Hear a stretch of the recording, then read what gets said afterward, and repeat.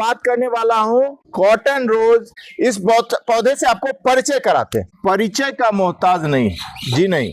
इसे थल कमल, स्थल कमल, चाइनीज हेबिस्कस और वैज्ञानिक नाम इसका हेबिस्कस मोटाविलियस के नाम से जाना जाता है। और मेरे भारत में बहुत सारे राज्य हैं, वहां अलग अलग भाषाएं यूज होती हैं, तो वहां भी इसके नाम बदल सकते हैं। इसका जो मूल निवास है वो दक्षिण चीन में पाया जाता है और ये पौधा आपको अटलांटिका महाद्वीप को छोड़ के हर जगह आपको मिलेगा। एशिया महाद्वीप का ही मूल निवासी है। ये हेबिस्कस परिवार का, गुड़हल परिवार का सदस्य है और गुड़हल परिवार का सदस्य होने के कारण गुड़हल के जो फूल होते हैं वो प्रतिदिन खिलते हैं और प्रतिदिन मुरझा जाते हैं। इसके कलर बदलते हैं।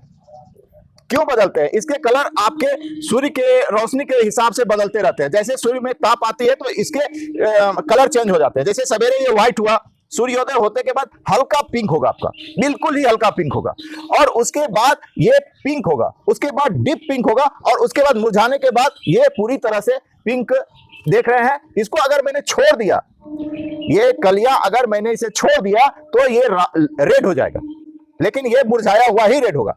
ये व्हाइट कलर का है और इसके ये पीछे देखिए कलर चेंज होना स्टार्ट हो गया है।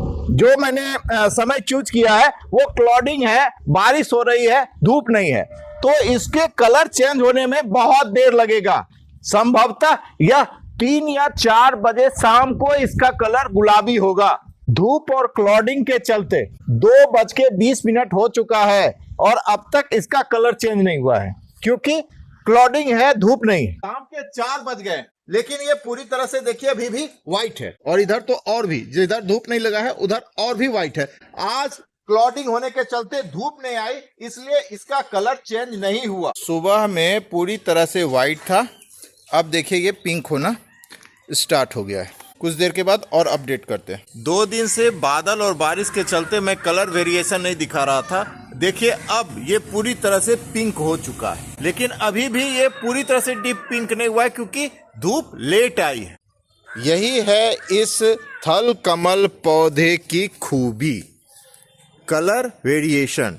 लाइट के अनुसार इसका कलर बदलते रहता है। दूसरी बात की इसमें कलियां देख रहे हैं आप कितने, बहुत ज्यादा कलियां आपको दिख रही होगी इसमें। भैया ये जो आप है, ये कलर देखने में तो अच्छा लग रहा है, वेरिएशन बहुत अच्छा लग रहा है, लेकिन इसको आप अगर तोड़ दीजिएगा तो फूल ज्यादा आएगा, क्योंकि इसमें कलर, इसमें जो कलियां हैं उसमें बीज आ जाते हैं और बीज को प्रोड करने के लिए ये फूल का प्रोडक्शन कम कर देता है। इसलिए प्रतिदिन फूल का जरूरत भी है पूजा के लिए, तो आप इसको आराम से तोड़ दीजिएगा और ज्यादा से ज्यादा फूल लीजिएगा। अगर आपके जमीन में है तो वेरिएशन देख सकते हैं, क्योंकि यहाँ मिनरल्स की कोई कमी नहीं है।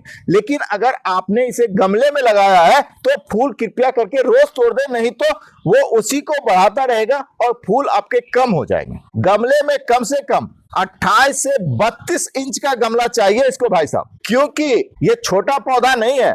जमीन में इसे आप पौधे की तरह भी रह सकते हैं और इसे आप बड़ा करके एक, ये जो आम का पेड़ है ना, उससे भी बड़ा हो सकता है, क्योंकि इसकी ऊंचाई 18 फीट तक होती है। ये हेबिस्कस परिवार का सदस्य है।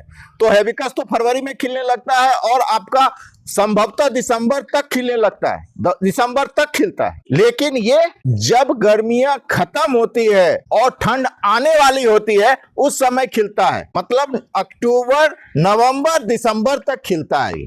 करीब ये 60 से 70 दिन तक खिलता है। इसके खिलने के लिए टेम्परेचर दिन का अलग और रात का अलग। दिन में आपका 20 से 30 आपका चाहिए सेंटीग्रेड, और फ़ारेनहाइट में वही 68 से 66 तक। रात का भी टेम्परेचर आपका 15 से 21 होना चाहिए। 15 से नीचे आएगा तो ये नहीं चलेगा। और फूल खिलने के लिए आदर्श तापमान होता है, वो होता है आपका 16 डिग्री से आपका 20 तक, 16 से 20 तक इसके फूल खिलने का होता है। फूल तोड़ने का भी एक ट्रिक होता है, पुष्पदंड। जैसे आप देखिए यहाँ एक खिला हुआ फूल है, खिला हुआ फूल है और यहाँ पर एक दाग है, इस दाग से हम फट से तोड़ लेंगे।